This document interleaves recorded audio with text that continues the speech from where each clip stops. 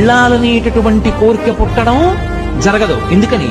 అసలు కొన్ని కోట్ల జన్మలెత్తితే తప్ప అరుణాచల పర్వతం గురించి తెలుసుకోడు.